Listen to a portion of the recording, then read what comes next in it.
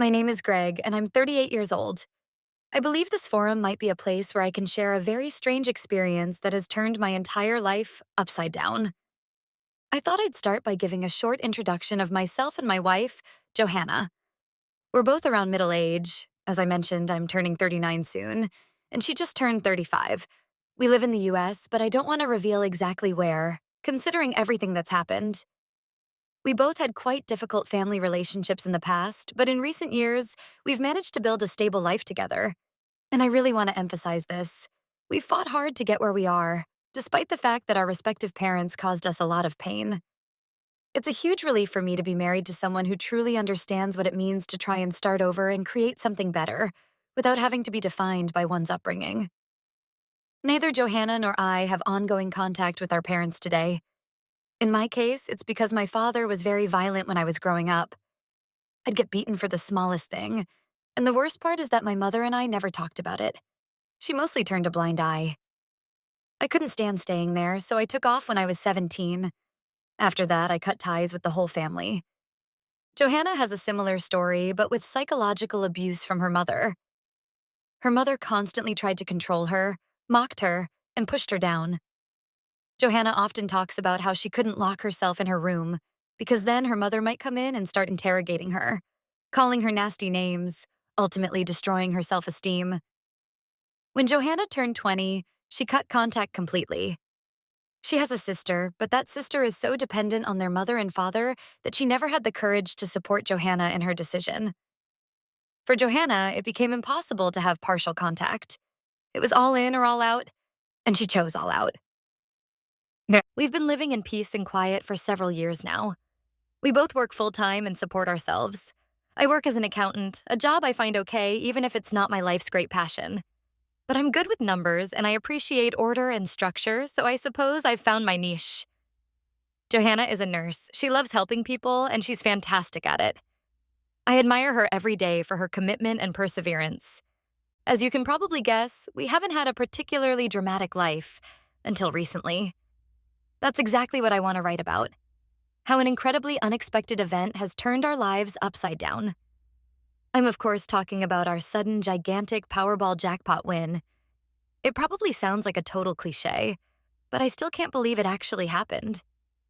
I'd seen people win over the years, read news and articles about how big wins often cause problems, but I was still too naive to really understand what it could mean.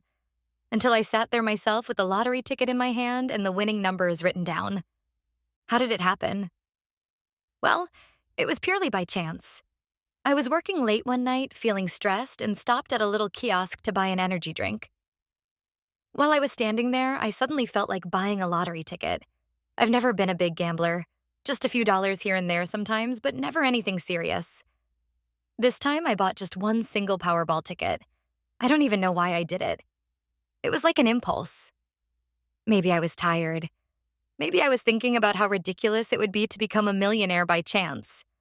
But I took the ticket home with me and forgot about it for a day or so. When the drawing was near, I suddenly remembered I had that piece of paper. Sometimes Johanna and I would joke about what life would be like if you won.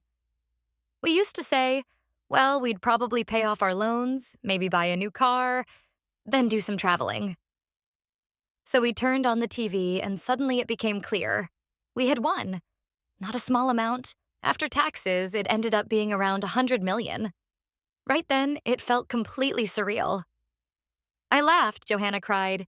We hugged, and then the shock came. We actually spent several days in a confused state. What do you even do with that much money? How do you stay calm? We called a lawyer and we had some meetings to figure out how to handle the money legally. We chose the lump sum because we wanted all of it at once and then be done with it. It was a big process, a lot of paperwork. Eventually, a local newspaper caught wind that the winner in our area was a young, well, semi-young, couple. And since lottery wins are public record in our state, it wasn't difficult for them to connect our names to the win. So a journalist showed up and did a small interview. A photographer took a few pictures, we smiled rather stiffly, and then we said we didn't want more attention. But the article was published. And sure enough, the news spread like wildfire. Suddenly, the phone was ringing nonstop. Reporters, charities, old acquaintances. We were completely overwhelmed. In all this, we hadn't even considered our parents or extended family. But of course, they got the news as well. You know how fast things spread on social media, and our picture popped up here and there. I was naive enough to think that my dad wouldn't care, or that Johanna's parents would just shrug.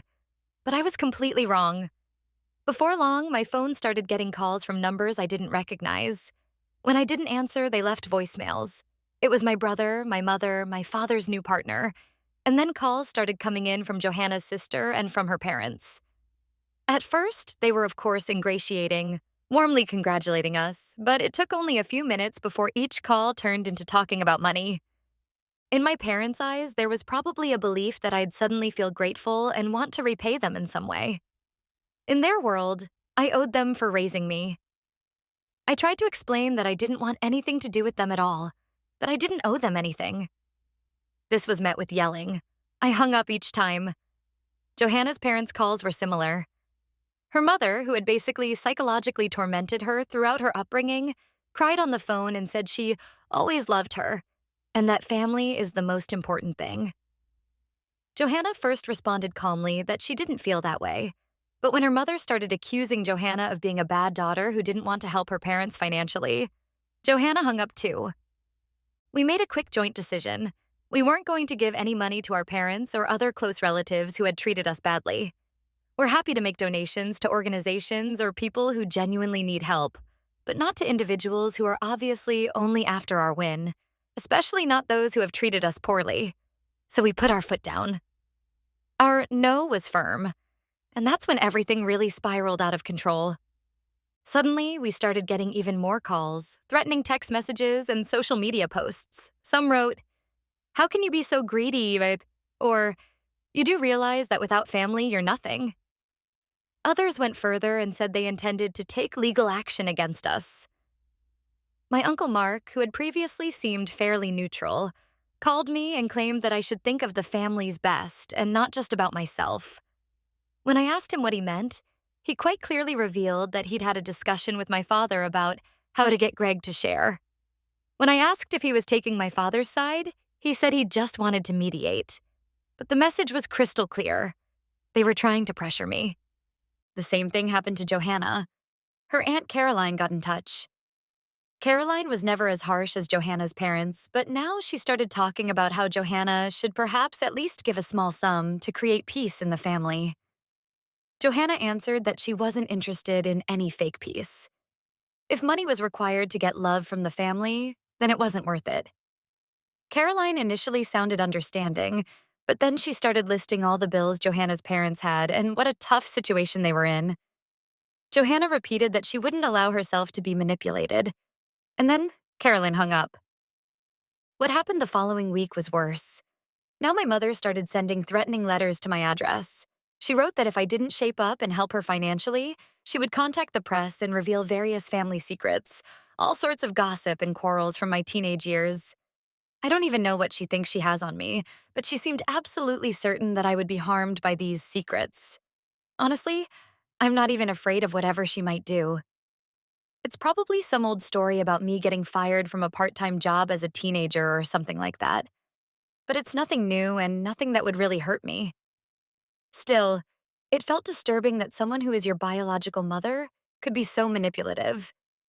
Meanwhile, Johanna received letters from her mother, though of a different character.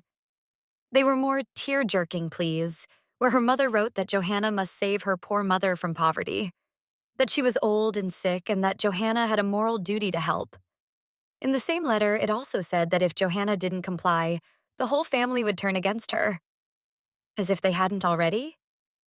Johanna mostly shook her head and said, "This just proves she hasn't changed. She's the same manipulative person as always." It didn't stop there. Our Facebook page and Twitter soon filled up with messages from cousins and half-siblings. I have a half-sister, Mary, who suddenly posted publicly about how I'm an ungrateful jerk, her words, and that I ought to share.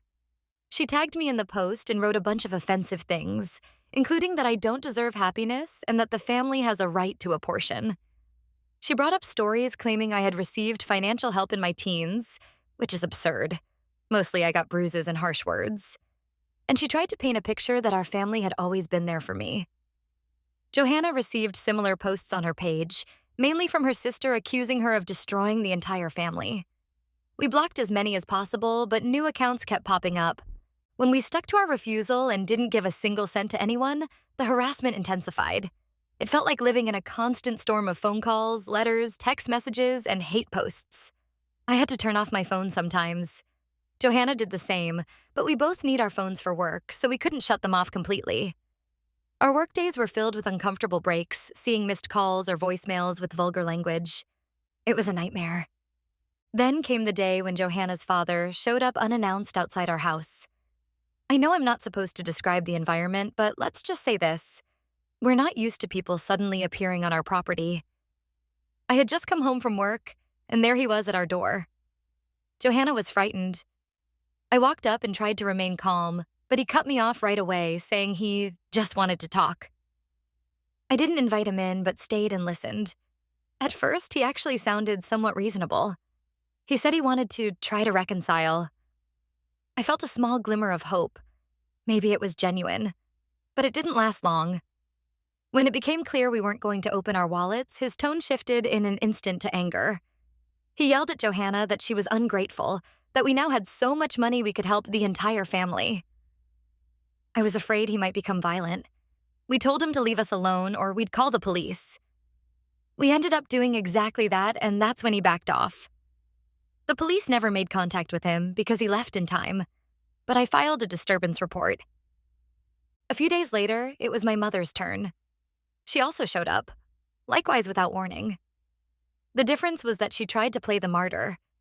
She stood there crying, slumping her shoulders, complaining about all her illnesses. I realized it was the same manipulative behavior as always. When I didn't give in to her sob story, she started threatening to ruin my reputation and to bring in lawyers to prove that she had a right to support as a parent. I just shook my head and told her she was being ridiculous. Eventually, she gave up, but not without finishing with, "This isn't over yet. You just wait and see how this ends." Before she walked back to her car, she loudly called me a lousy son. I was so upset I could hardly breathe afterward. Johanna tried to calm me down, but I had trouble letting it go. After these two incidents, we felt we had to act. We couldn't just wait for the next unexpected visit. Johanna and I talked it through thoroughly and realized we couldn't keep living like this. The family we had broken ties with long ago had gone completely crazy at the thought of our winnings. It was as if their only goal was to pressure us. We realized it would just go on, so we decided to call the main players, my mom, my dad, Johanna's mom and dad, and very clearly convey two things. We will not give any money. If the harassment continues, we will contact the police and try to get restraining orders or no contact orders. No sooner said than done. I called my mother and she immediately started shouting. I asked her to calm down and said, "No money, period. I want you to understand that. And I mean it. If you keep threatening me, I'll go to the police and get a lawyer involved." She went into a rage, spewing insults. I let her go on for about a minute, then I hung up. Afterwards, I felt almost physically nauseous, but also relieved. Johanna did the same with her dad. He started yelling. She cut him off calmly and said, "I'm not giving you a dime, and if you keep contacting me, I'll report you." Then she hung up. Now we're sitting here in a strange situation where the phone has stopped ringing quite as often, but we suspect it's just the calm before the storm. We feel it's never going to be completely over. I sometimes read about people who've won huge sums of money and suddenly attract a bunch of new friends and also extended relatives from every corner. And here we are, right in the middle of it, with the added complication that our parents are genuinely unpleasant people who don't hesitate to threaten or stalk us. We've started talking about moving, maybe to a completely different state. Our lawyer suggests that as well. He says it's an effective way to get away from all those who are trying to find us. Even though our names are tied to the win, they don't have to know where we live. We can set up a new address, maybe via a P.O. box or something like that. Of course, it's sad that we have to leave our home just because we happen to win money, but right now it feels necessary. We don't want to live in constant fear that a parent or some other relative might show up at our front door. Johanna and I have already started looking into how we can get help from a private security firm to guide us through this process. It's so absurd that we have to do all this because of people we don't actually want anything to do with. But I guess money does strange things to people. I've read about lottery winners who say that money can't buy happiness, but it can buy peace of mind. Although sometimes it seems to buy a whole bunch of new problems instead. And sure, I'm grateful I'll never have to worry about bills again. But right now, I almost wish we had won a smaller sum so we could have stayed under the radar. $100 million is a completely insane amount. Anyway, I wrote all this because I needed a place to share without being interrupted, where I can just vent everything. Maybe someone here has gone through something similar. Maybe not exactly a huge lottery win, but a situation where your relatives suddenly start chasing you. Maybe you can offer some advice. Johanna and I are trying to stay calm, but we're worried about the future at the same time. We know our parents aren't especially mentally stable, and we don't want to take any chances. We just want peace to live our lives quietly. If that means cutting all ties with any blood relations, so be it. I don't mean to make this sound like a sob story. Just a reminder to everyone that money doesn't solve all problems. If you liked this story, please subscribe and give us a thumbs up. It helps a lot, and you won't miss out on any future stories. Take care and live your best life.